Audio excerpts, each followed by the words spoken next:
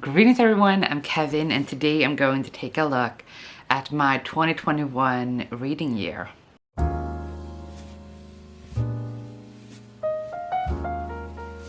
So as some of you might know, especially if you use Goodreads, on Goodreads you have this little my year in reading, my year in books. I don't really know what it's called, but that's what I'm gonna do. I have my little computer here.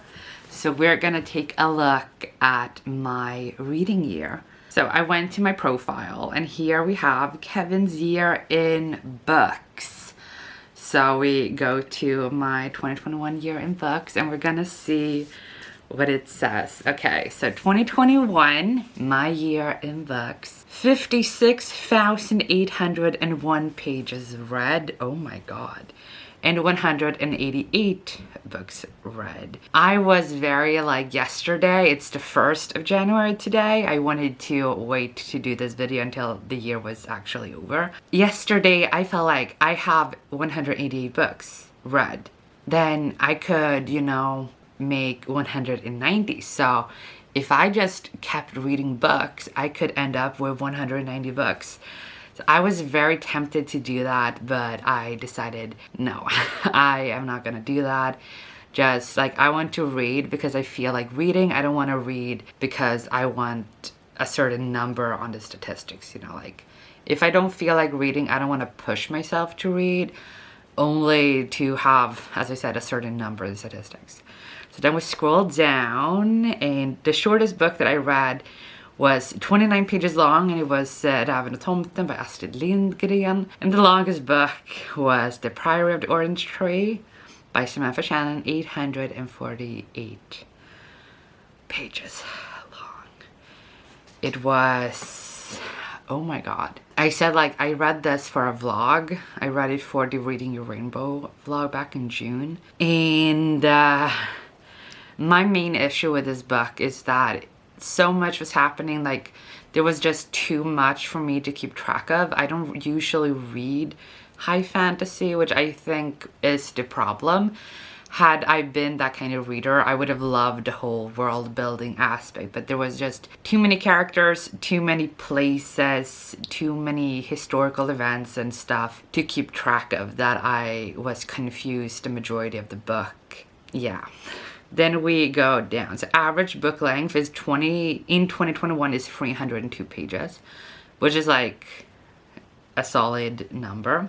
The most popular book that I read was The Hunger Games, shelved by 8 million people, almost 9 million people. Wow, that's almost the entire population of Sweden. And then we have the least popular is The Sweater Curse by Kelly Papyrus, who is shelved by 0. I was the one who added it to Goodreads because I found the audiobook on Scribd, so it was I don't think it was 6 hours, I think it was 3 hours long, or something like that, the entire audiobook for this. I was I'm gonna read it just to have a quick read. And then I went to Goodreads to put it up and it wasn't there.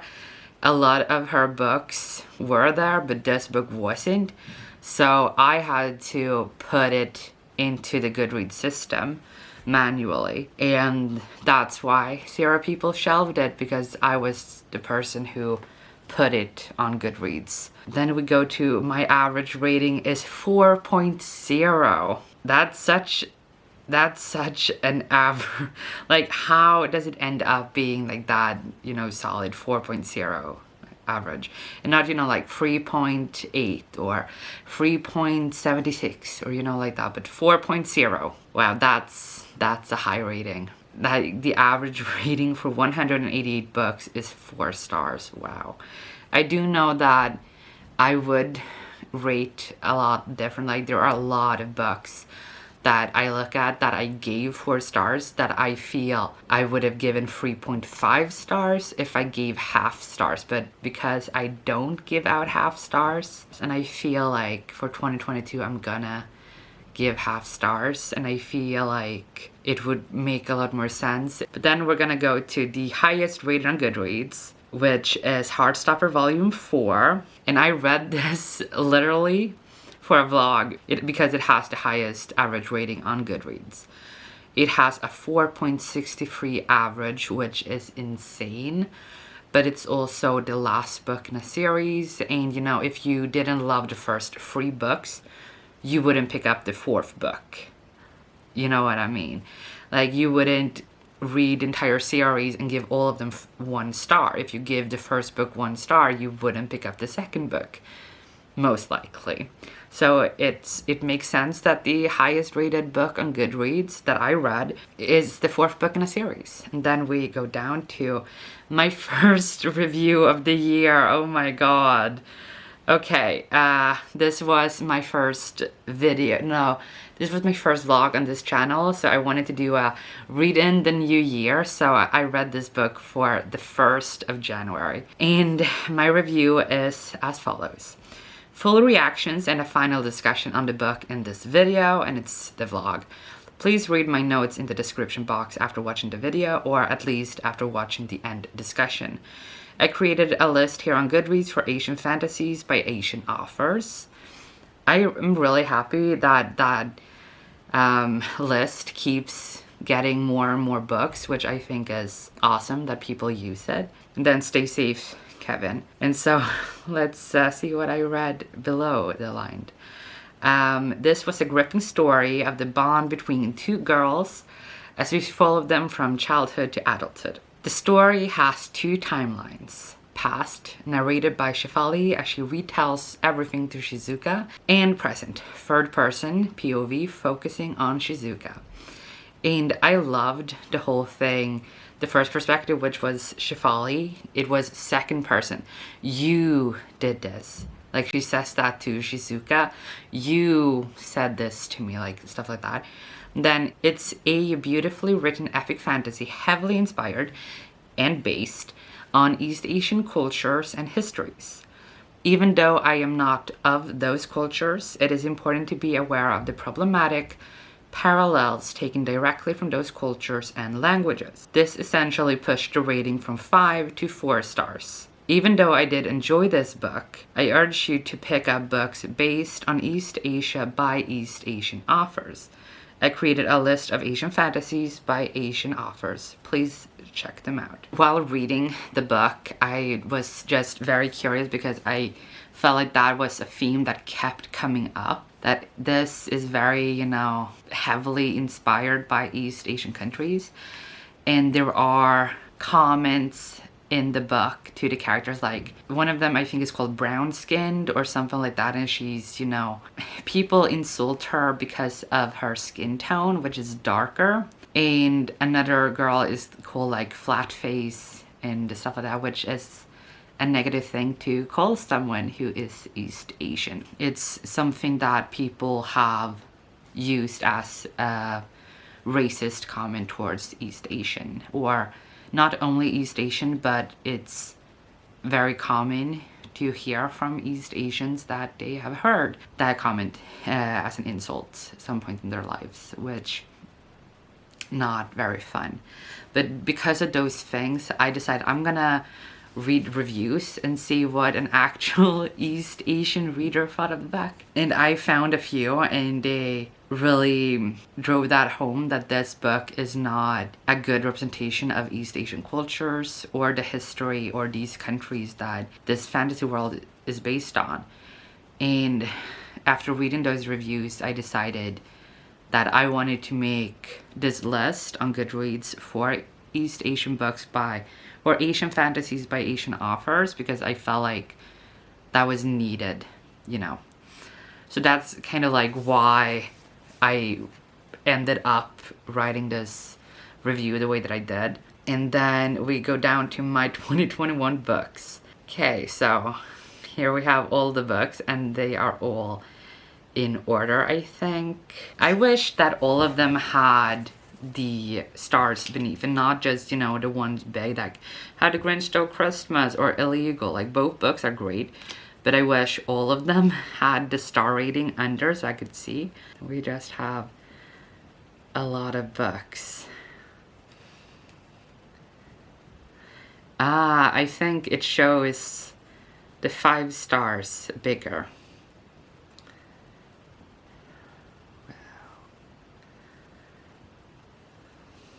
Dating makes perfect. I'm gonna make everyone who likes YA romance to read that book. It's perfect. It's, oh my god.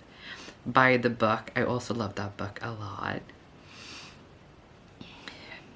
The Midnight Library, I love that book too.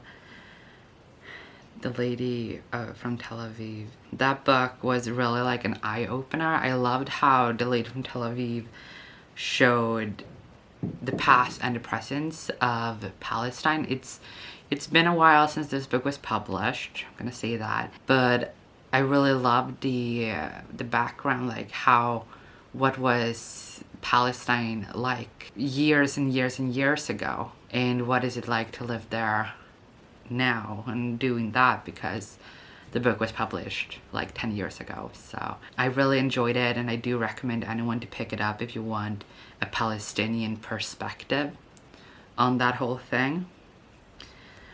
We have more and more books. Meet Cute Club, love that book. And the first 4-star book that was showcased, Soulmate Equation. I wonder if that's because it's a new release. Show more books. There are too many books, apparently. But I want to show all of them. Catching Fire, Mockingjay, 5 stars. Think That Flee, such a good children's book. Like, it's Imagine Being on the Run is just the translation of the Swedish title. It's actually a Dutch book. It doesn't have an English title. The authors do refer to the book as On the Run, but it doesn't have an English translation yet. But it was a really good, very, very short book. I would have thought that this was the book that ended up as the shortest book that I read, but apparently this was longer than 29 pages. Nils Holgerssons Underbara resa genom Sverige. That was a very good Swedish fairy tale, like short fairy tale. A quick and easy guide to asexuality. One of the few books that I read that is due to be released in 2022. So this year, it will be released in a few months. We keep going down. The Last Human was really good. I loved this cover a lot. Now you notice that I was in a sci-fi mood because we have The Last Humans, The Galaxy and the Ground Below, Want, Ruse, Alice Payne, All Systems Red, The Wall, Meteor Man. And then we have some romance. The Serpent Seek was such a good book. And then we have the Heartstopper series, The Upper World. And then the first manga series that I ever read, I Hear the Sunspot. I was in such a book hangover after reading this. The first, I think all the books are available on Scribd. I read the first book on Scribd. I just felt like I want something light and easy to read as I calm down. And I read it and I was just like, I can't. I was like, sometimes you say that you scream while reading, and I was screaming while I read it. I was like, like I had so much going on, like so many feelings that I read this book, and immediately after finishing it, I went to Amazon and I bought the rest of the series. And then I read the second book on Scribd. The rest of the series wasn't available on Scribd at that time because it was like, these will be re-available again on the 2nd of January. Because sometimes books are taken out they're unavailable on Scribd until the beginning of the next month. So the rest of the series was like that. So I was just like, I need this rest of the series. And then I read them and I loved them so much. And because I love that series, I was looking for another manga that would feel the same. So I read I'll Have a Ride, which I wasn't a big fan of.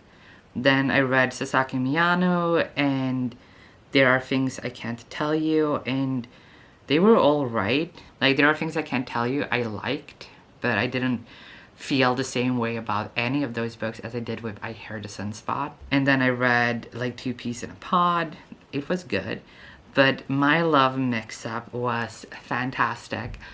And I did the same thing with that one. I bought the rest of the series yesterday.